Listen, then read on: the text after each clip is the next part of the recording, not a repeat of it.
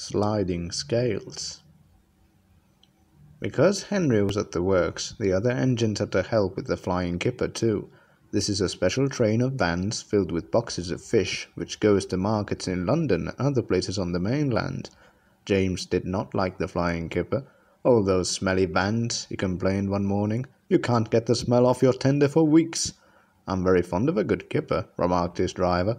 "You're welcome to it," retorted James. "A right old misery today, aren't you?" said his fireman. "You've got out of the shed by the wrong door this morning, and no mistake. Now get a move on, or the Fat Controller will give you something to moan about."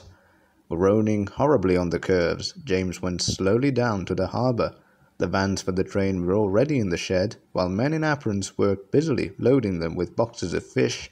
"Pooh!" said James, wrinkling his nose. James was coupled to the vans. He had not been waiting long when a forklift truck, laden with fish boxes, rounded the corner and came towards him. Another, hurrying away for a new load, came too fast in the opposite direction. The loaded one swerved to avoid the other one, and its heavy load shifted. 6 full boxes slipped from the top of the pile and burst open on the rails in front of James. James closed his eyes in horror. "Ugh!" he shuddered. Broken fish and boxes lay everywhere. For once James was right. The smell was not nice. Luckily there was plenty of time for the men to clear up the mess before James had to leave. "A good job the boxes didn't fall on you, James," said his driver, winking at the fireman. James shuddered again. The idea was too awful to think about. At last all was ready, and the guard showed his green lamp. "Thank goodness," said James to himself. There was a speed limit in the harbour area, so James could not start quickly.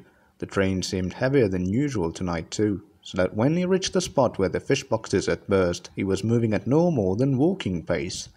The rails seemed clean, but oil and scales from the split fish were still there, coating them with a slippery film. As soon as James reached the place, his driving wheels, with nothing to grip, began to spin helplessly.